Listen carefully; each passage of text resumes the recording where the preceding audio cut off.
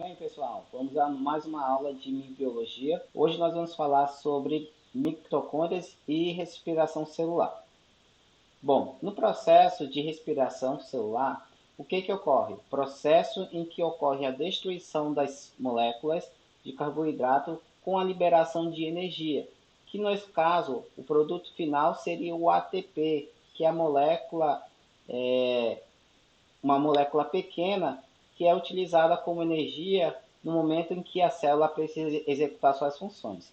Nós temos dois tipos de respiração, a respiração aeróbia e a respiração anaeróbia, que também é conhecida como fermentação. Nas mitocôndrias, o que seriam as mitocôndrias? São organelas especializadas na respiração celular. Ela teve origem bacteriana no processo de evolução da vida. As células elas foram incorporando algumas bactérias que tinham essa capacidade mais eficiente de utilização de recursos de carboidrato para a obtenção de mais energia. E pelo processo de simbiose, essa mitocôndria ela acabou sendo incorporada a outras células, chamando assim as células eucarióticas. Tá? Essas mitocôndrias ela constituem envoltório, né? Uma vesícula que ela é composta por uma dupla camada lipoproteica semelhante à da membrana plasmática. Temos a membrana externa, que reveste toda a organela, e dentro temos uma membrana interna que ela faz reentrâncias, que nós denominamos cristas mitocondriais. As cristas mitocondriais é onde vai ocorrer a maioria dos processos de regeneração do ATP, transformando o ADP em ATP, gerando a energia necessária para os organismos. Tá? No interior, também temos um espaço entre essas cristas mitocondriais, que é um líquido semelhante do citoplasma, que é um líquido coloidal, ou seja, é um líquido que é semelhante a um gel, tá? E tem uma série de enzimas que são utilizadas no processo de respiração celular, como a gente vai ver mais adiante. Aqui a gente tem uma micrografia, uma microscopia eletrônica de transmissão, onde consegue ver as ultraestruturas dessa organela. Então aqui a gente pode observar essas três características: a membrana externa, revertendo toda a membrana, toda a organela, a membrana interna que faz essas reentrâncias, são as cristas, e esse espaço entre as cristas são que é a matriz mitocondrial. Bom, a matriz mitocondrial existem várias enzimas, tá? Que vão ser utilizadas no processo do conhecido como ciclo de Krebs, onde ocorre vários processos de carboxilação e descarboxilação, tá? E outra característica das mitocôndrias é que ela tem o seu próprio DNA. Então, no processo de fecundação, onde ocorre a união do espermatozoide com o óvulo, cada um tem seu núcleo. O espermatozoide ela penetra uma parte no óvulo e libera o seu núcleo para se fundir com o do óvulo. Porém, toda a parte celular, incluindo organelas, mitocôndrias, fica do lado de fora do óvulo. Portanto, permanecendo somente as mitocôndrias que estavam presentes no óvulo. Então, é por isso que as mitocôndrias têm origem materna, tá? E ele se multiplica de forma independente ao DNA do núcleo. Que é uma outra característica importante das mitocôndrias.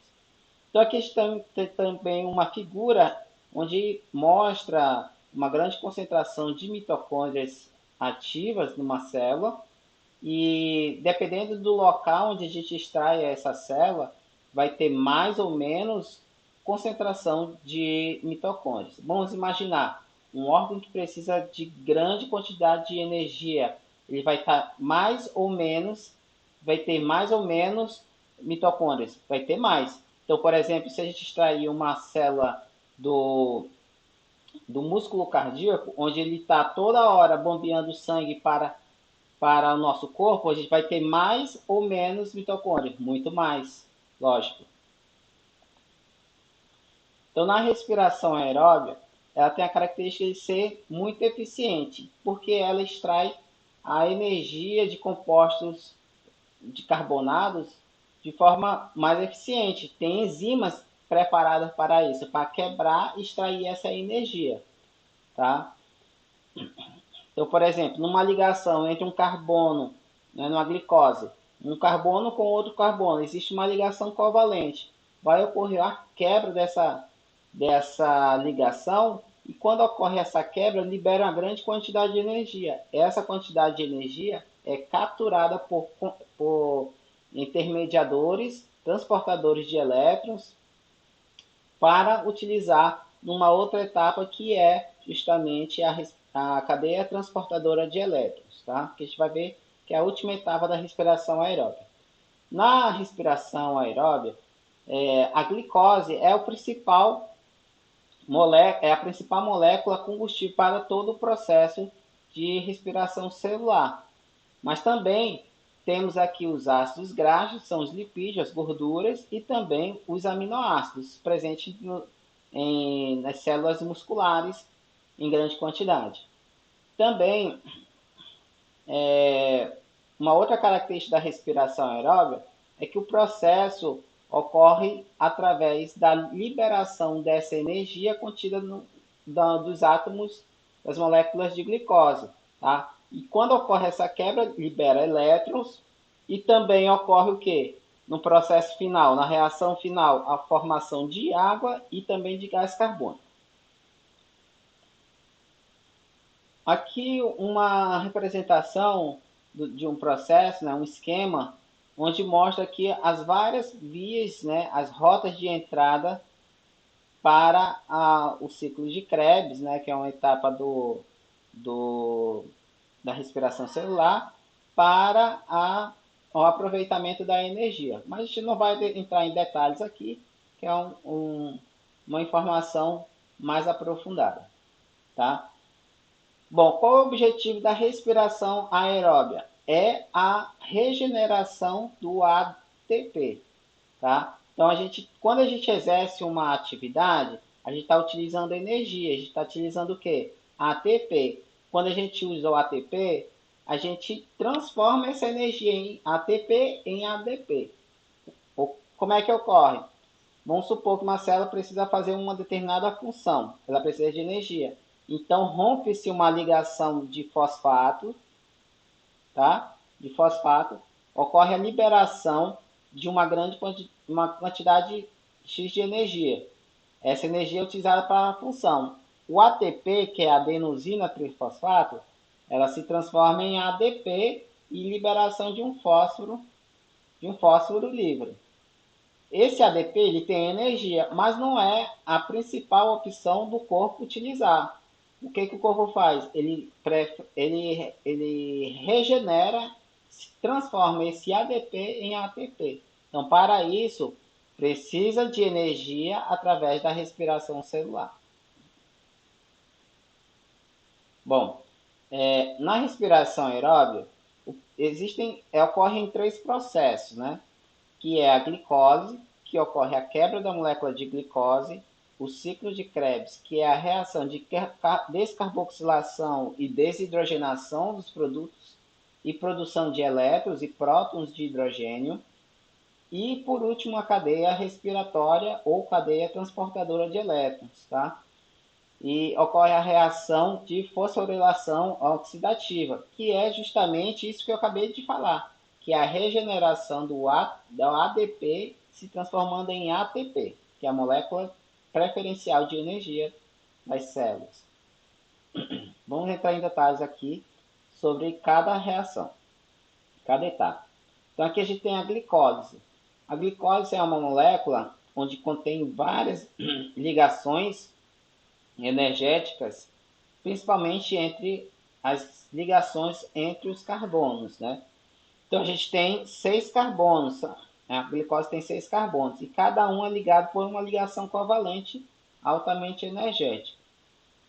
No processo onde ocorre a quebra da glicose em 2 moléculas de ácido pirúvico, que tem 3 carbonos cada um, ocorrem alguns processos intermediários e precisa de energia para que isso ocorra. Então aqui, ó, a célula precisa utilizar 2 moléculas de ATP para que esse processo ocorra e aí ele utilize as 2 moléculas de ácido pirúvico mais para frente. Então utiliza-se 2 moléculas de ATP para transformar a glicose e adicionando fosfato as 2 caudas aqui da glicose. Então ele se transforma em frutose 1,6 de fosfato. Okay? Nesse processo, quando ela se transforma nessa molécula, aí ela está preparada para ser quebrada ao meio. Então ocorre o que? Uma captura de elétrons, tá? Se transformando do NAD, né, em NADH, que aí ele está carregado de prótons e elétrons, tá? Que vai ser utilizado mais para frente na última etapa da reação de respiração celular. E incorpora-se também mais 2 moléculas de fósforo inorgânico. O que ocorre aqui? Então fica com as 2 moléculas aqui de fósforo nessas reações, nessas moléculas intermediárias. E então o ADP ele é utilizado como aceptor desses fósforos, regenerando parte dos ATPs. Então, ó, o fósforo de cada cauda da molécula intermediária, ela é capturada pelo NADP, se transformando em ATP, se transformando em ácido pirúvico.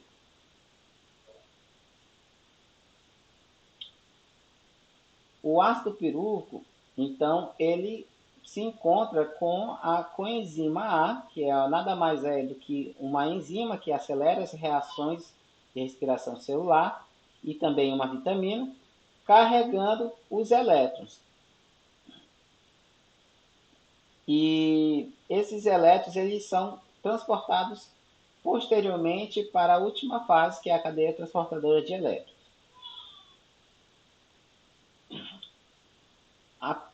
Uma das principais etapas, né, da respiração celular é o ciclo de Krebs. Então, nesse ciclo, as 2 moléculas de ácido pirúvico elas são desidrogenadas e descarboxiladas gradativamente, liberando parte da energia e sendo capturada por esses carregadores, o NAD e o FAD, a nicotinamida adenina dinucleotídeo e flavina adenina dinucleotídeo. Nas descarboxilações, ocorre o quê? A quebra de ligações entre carbonos, que se combina com o oxigênio, formando o CO2. Então, por isso que quando a gente respira para o quê? Obter o oxigênio, para carregar parte desse CO2 para fora, tá? E no processo de respiração celular, esse CO2 que é produzido no nosso corpo, ele precisa ser eliminado. Então, ele é o produto da expiração. Então, a gente respira oxigênio, nas células são utilizados para o processo de respiração celular e depois é liberado na forma de CO2. Antes da molécula de ácido pirúvico entrar no ciclo de Krebs, existem algumas etapas preparatórias, que é a desidrogenação e a descarboxilação dessa molécula de 3 carbonos, transformando em acetil, que é uma molécula de 2 carbonos. Então, na união dessa molécula de acetil com a coenzima A, se transforma-se em acetilcoenzima A. Essa molécula que vai entrar no ciclo de Krebs e se encontrar com uma outra molécula, que é o oxalacetato, para se transformar em ácido cítrico. Por isso que o ciclo de Krebs também é conhecido como ciclo do ácido cítrico. Então,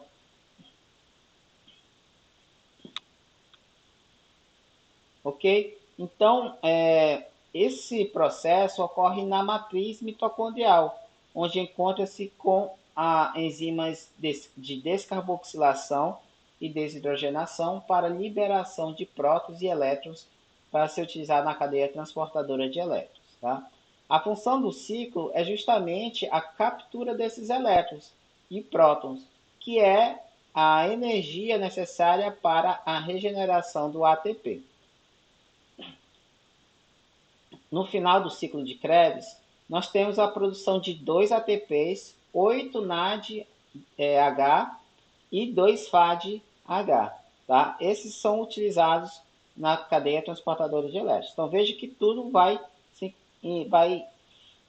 ser direcionado para a cadeia de transportadora de elétrons, onde é a conversão da energia em moléculas de ATP. Então, aqui uma visão geral do ciclo de Krebs, onde o acetilcoenzima A se encontra com o oxalacetato, transformando em ácido cítrico.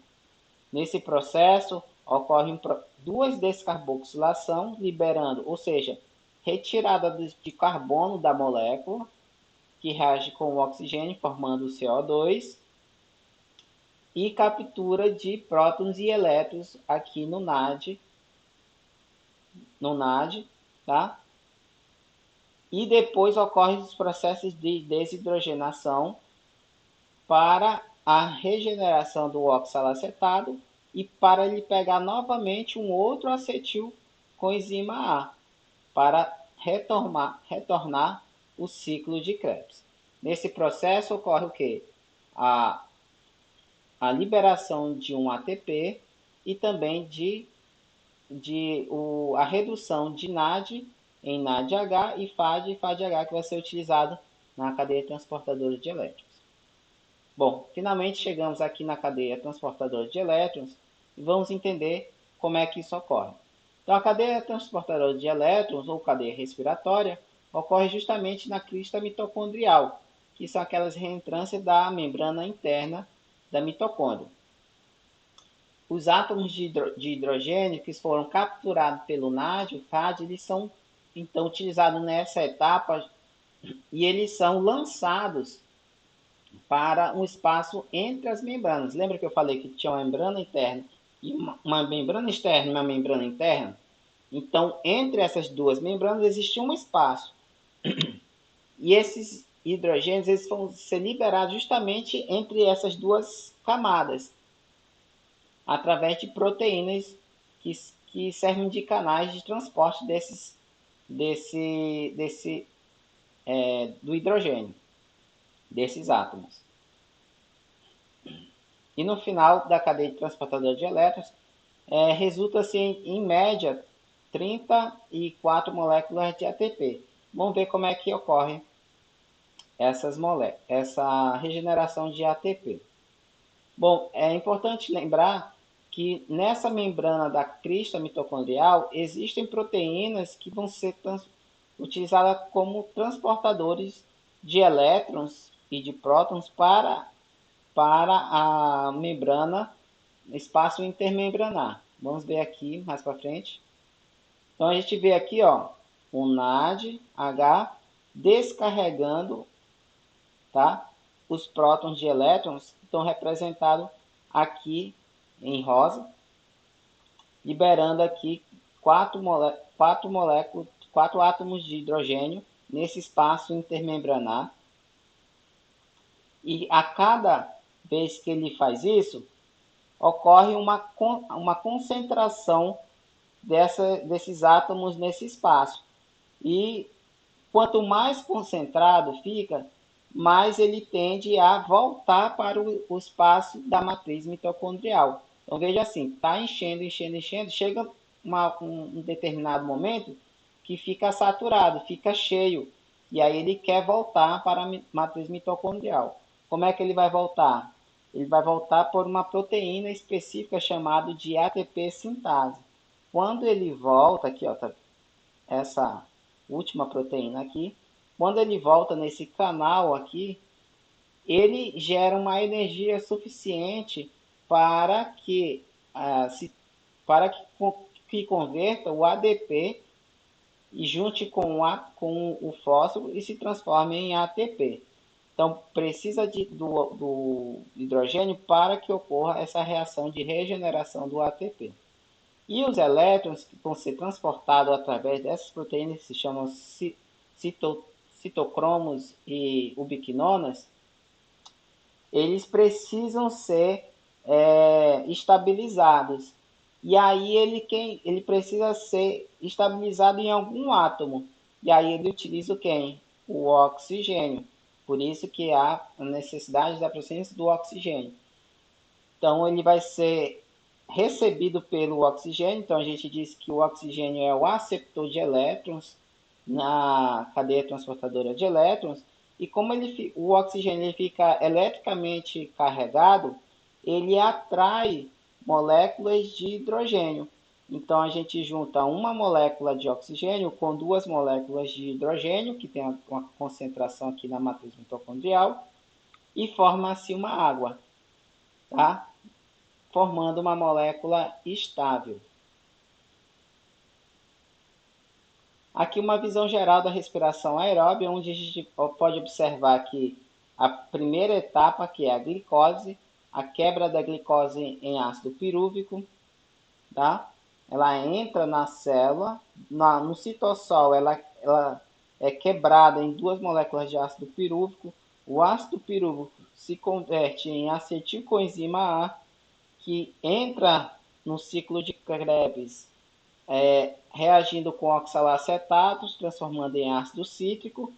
Ocorre várias descarboxilações e desidrogenações, liberando ATP, FADH, NADH, que serão utilizadas aqui na cadeia transportadora de elétrons para conversão em ATP. O saldo total, então, de uma molécula de glicose é a produção de 30 ATPs. Essa é uma média, tá? E por fim, a gente tem aqui a fermentação, que é a respiração anaeróbia, ou seja, não há necessidade do oxigênio como aceptor de elétrons, como a gente viu anteriormente. Então, se não há a necessidade de oxigênio, a gente diz que não precisa ela é anaeróbia. E ocorre um processo menos eficiente aqui, tá? São reações que ocorrem tanto em organismos anaeróbios como organismos aeróbios, ou seja, tanto organismos que precisam de oxigênio para respirar, como organismos que não precisam de oxigênio para respirar. Por exemplo, no nosso corpo a gente faz em determinados momentos a fermentação lática. Quando a gente faz um determinado esforço muito grande de muscular, por exemplo, a nossa energia é utilizada, né, do nosso músculo, né, o glicogênio armazenado no nosso músculo é utilizado, a glicose que é utilizada, e aí para continuar exercendo a atividade muscular, como ainda não tem a quantidade de glicose naquele momento, o músculo acaba utilizando a respiração anaeróbia no momento. E ocorre a fermentação lática. Então, por exemplo, quando a gente faz um esforço físico muito grande, né, um músculo, e depois a gente sente aquela dorzinha, né, no músculo, justamente pode ser um efeito do ácido lático que causa essa sensação de dor momentânea, tá? Um acúmulo desse ácido lático nos músculos. Isso ocorre nos músculos em um momento de muito esforço físico, tá? Então, como é que ocorre aqui a fermentação lática? Nós temos aqui uma glicose que é quebrada, né, em duas moléculas de ácido pirúvico, e nesse processo ocorre o quê? A regeneração do ATP em duas moléculas de ADP somada com fósforo e regenera duas moléculas de ATP. Então, esse é o saldo total aqui de uma molécula de glicose. Então, veja que o saldo total, a gente tem apenas duas moléculas de ATP, em comparação com a respiração aeróbica, que em média são 30. Então tem uma discrepância muito grande. Por quê? Aqui no processo, aqui na molécula de ácido lático, ainda tem muita energia contida que não pode ser utilizada naquele momento, tá?